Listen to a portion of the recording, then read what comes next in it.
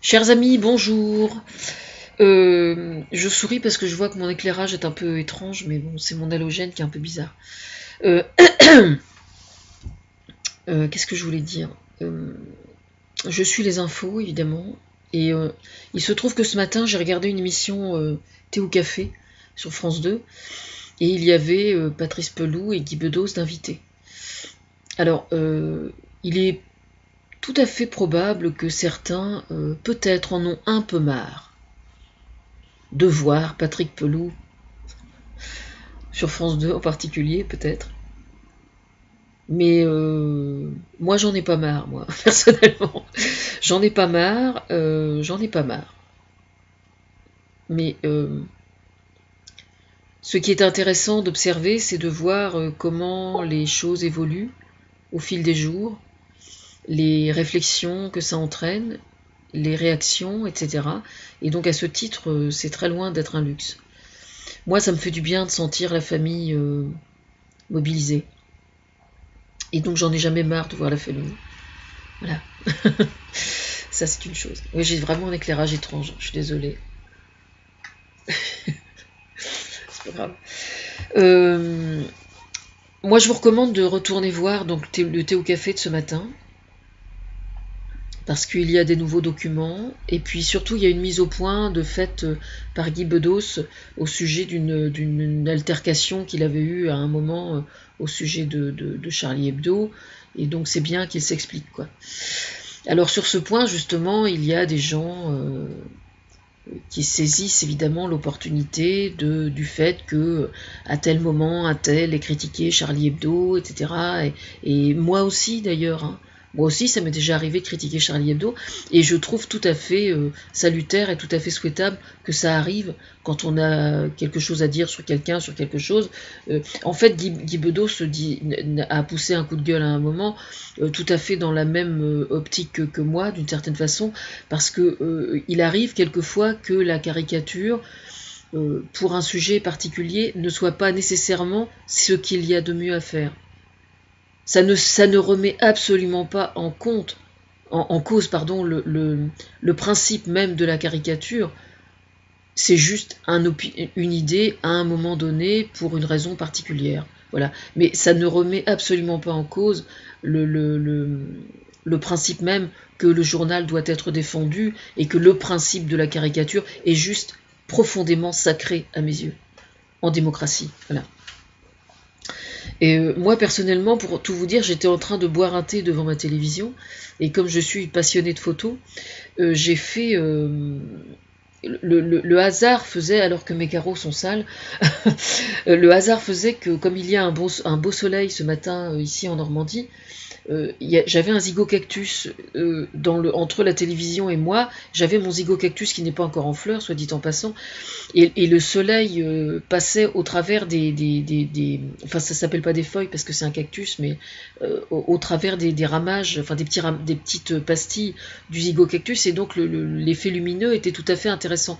Et donc j'avais donc ma tasse de thé, le zygocactus avec le soleil qui passait à travers, et ensuite, il y avait le dossier de la chaise avec l'écharpe que je viens de tricoter, complètement barrée et complètement loufoque. Il y avait ensuite la télévision avec Cabu, Sharp, etc., qui étaient en train de dessiner sur l'écran de télévision, et posé sur la télévision un petit pull que j'ai tricoté, plié sagement, qui attend le petit garçon pour le poser. Et donc j'ai trouvé que l'ensemble du champ visuel jusqu'à la télévision, dont l'image n'est pas très bonne évidemment, mais le tout était tout à fait parlant, quoi. Donc je me suis amusée à canarder la télévision avec ces différents éléments les uns envers les autres, qui sur le plan symbolique pour moi est justement extrêmement important. Voilà. Donc j'ai fait plusieurs clichés, voilà à quoi je passe mon temps. Chacun lutte à sa façon. Et donc il y a eu notamment pendant cette émission différents extraits de thé ou café avec Cabu, et puis euh, avec d'autres dessinateurs, voilà, donc c'était juste extrêmement intéressant et émouvant de voir comment comment ça se goupille avec le temps, quoi. Voilà, ça fait très chaud au cœur en ce qui me concerne. Ensuite, en dehors de ça, Je tiens à rappeler que toutes les émissions sur France 2, France Télévisions en particulier, suivent le sujet, toujours et encore, et de façon extrêmement pertinente et intelligente. J'ai notamment fait attention à ce qu'a dit Raphaël Einthoven, qui a dû lire, je pense, des choses que j'ai écrites dans la journée. C'était avant-hier, ou hier ou avant-hier, je sais plus. Pour ma part, j'ai travaillé à l'écrit hier au sujet d'un... Comment dire, j'ai rédigé un article sur mon blog au sujet de l'éveil à la spiritualité dans les écoles, parce que tout est à faire, effectivement. Parce que la laïcité, c'est une chose, mais la seule laïcité qui soit respectable, à mon avis, c'est une laïcité qui respecte le principe de croyance et le principe de la théologie, ce qui ne signifie pas faire de la théologie ou enseigner une quelconque religion, mais au contraire, expliquer simplement qu'il existe des gens qui croient en quelque chose, qui croient en un Dieu, que ça porte un nom, qu'on a le droit aussi de ne pas croire, etc., etc. Voilà. Donc je suis très contente de mon travail, je tiens juste à le préciser. Alors c'est un travail que j'avais déjà fait en fait, il y a je sais pas, peut-être un mois à peu près, mais qui n'était pas sorti sur Internet, qui avait été transmis uniquement au gouvernement par l'intermédiaire de mon coach, Thomas. Et puis là, je l'ai mis sur Internet, donc je l'ai mis sur mon blog, et je suis très contente de moi. Je pense que j'ai fait du très bon travail. Alors je ne sais pas si ça sera transmis comme ça, c'est une base de travail, une base de réflexion. Mais moi, ce que ça m'inspire, c'est qu'en fait, ce qu'il faut absolument apprendre dans les écoles aujourd'hui, c'est le principe même de tolérance et appliqué aux principes religieux. C'est vraiment extrêmement important qu'un petit catholique, dès son plus jeune âge, apprenne que si le petit garçon ou la petite fille qui est assise à côté de lui à l'école est musulman, ça ne va pas l'empêcher de jouer avec, ça va pas, c'est pas une maladie, c'est pas et dans l'autre sens aussi, bien évidemment. Hein. Enfin voilà, donc j'essaie de dédramatiser et de ce que je fais d'habitude, c'est-à-dire mettre un peu d'huile dans les rouages, quoi. Et apparemment ça fonctionne plutôt bien. Voilà, donc je suis très contente de ça. Je tiens à rappeler que si les rythmes scolaires ont été mis sur pied, c'est notamment non pas dans une optique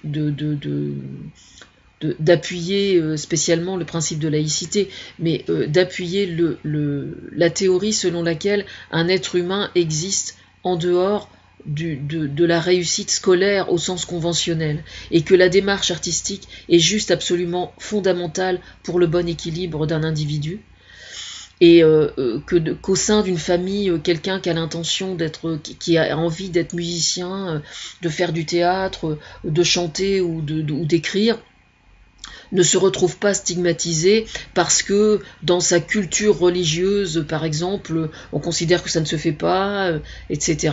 Voilà. Et donc, en ce sens, c'est extrêmement important. Je tiens juste à préciser et à rappeler que les jeunes qui se trouvent enrôlés par le djihad, il y a eu des émissions qui sont sorties, Envoyé spécial, complément d'enquête, que je vous recommande vraiment d'aller voir, parce qu'il y a plein de choses très intéressantes d'expliquer.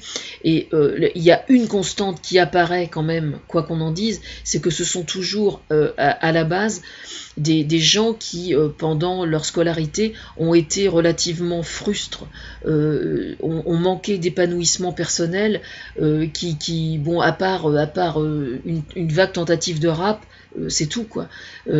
Donc moi je suis pour, comment dire, moi je pense qu'il faudrait créer une association qui soit dans la même optique que lire et faire lire, mais qui soit au niveau de la parole parlée, quoi. Et le chant, pourquoi pas, ou des ateliers d'écriture de chansons, d'écriture de poèmes, et que chacun apprenne à prendre la parole. Il faut absolument apprendre à se méfier aussi des écrans de télévision, d'ordinateur et de portable et de smartphone et tout ça.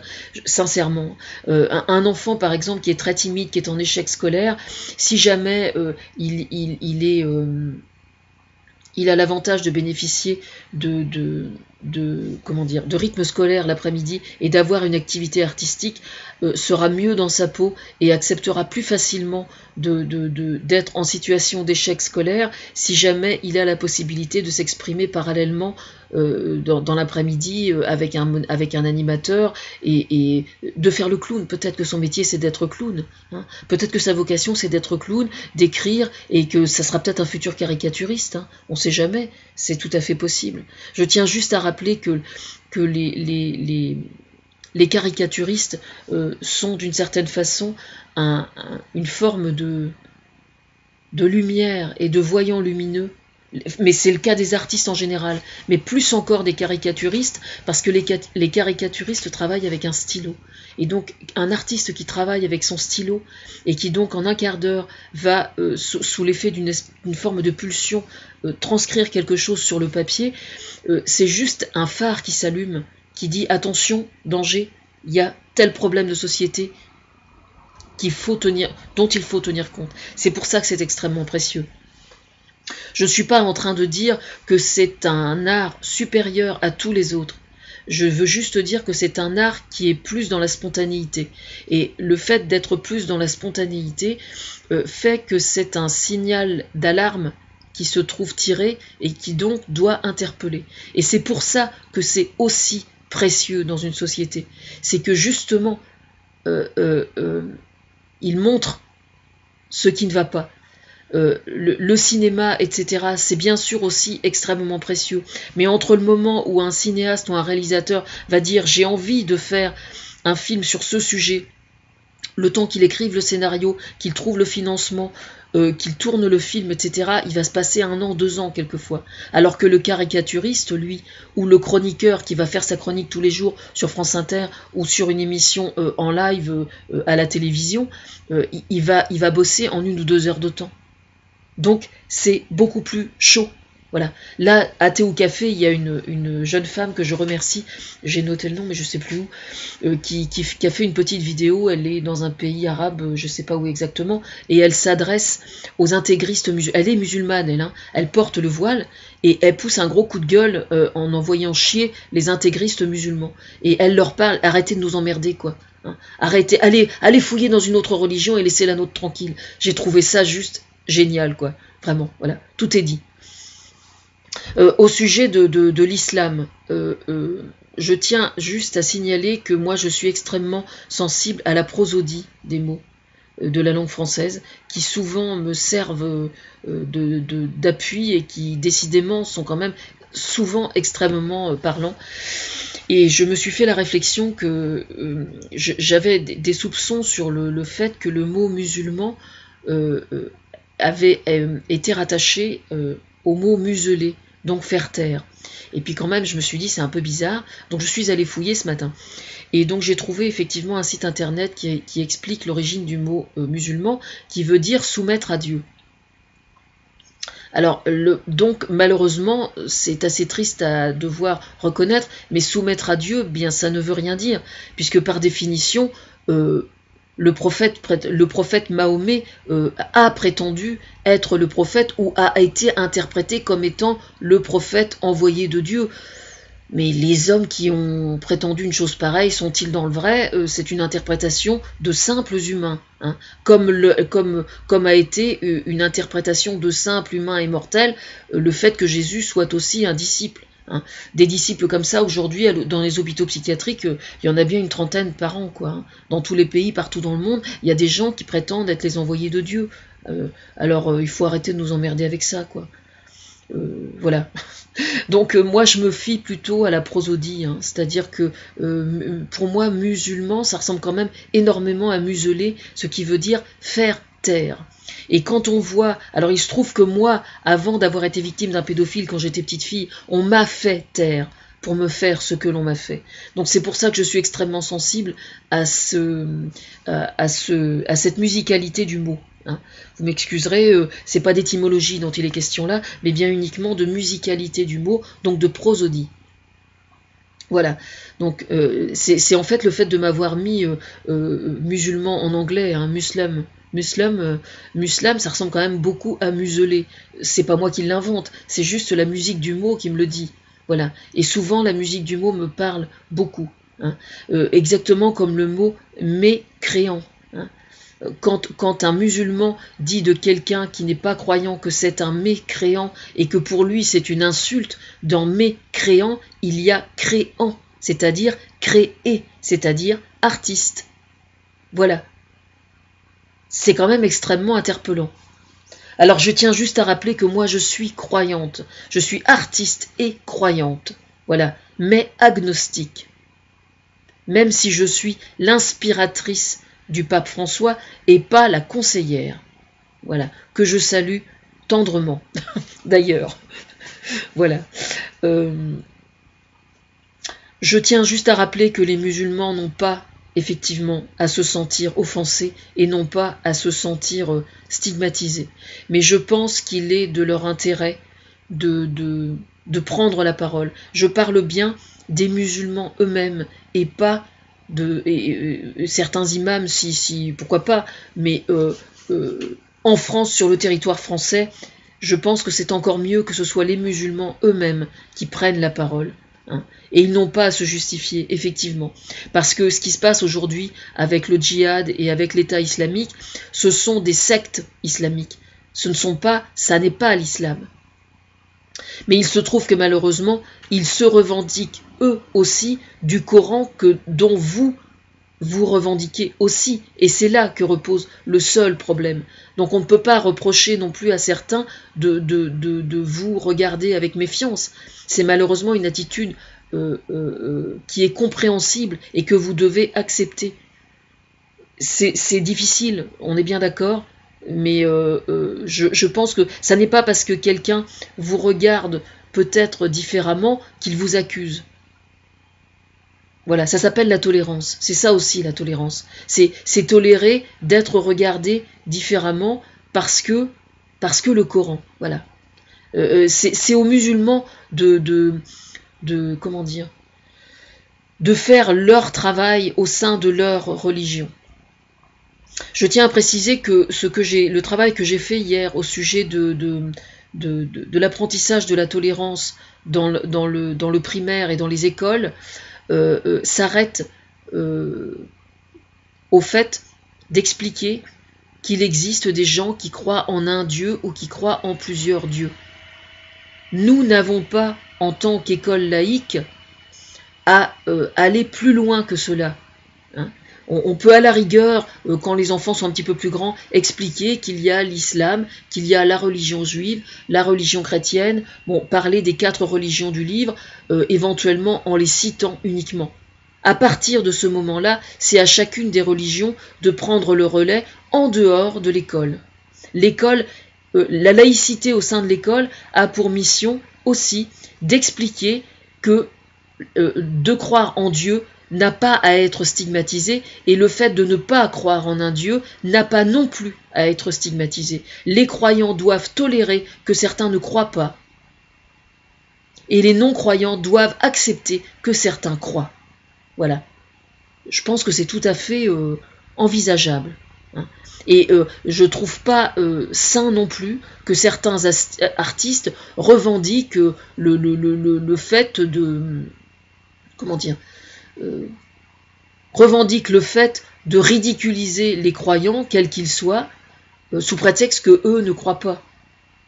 Moi, je fréquente, de toute façon, la majorité de mes copains sont non-croyants, et moi, ça me fait rigoler qu'on se foute de ma gueule parce que je crois en Dieu. Enfin, personne ne se fout de ma gueule d'ailleurs, mais je veux dire par là que chacun a le droit d'avoir ses convictions et qu'on n'a pas, on n'a pas à ridiculiser l'autre.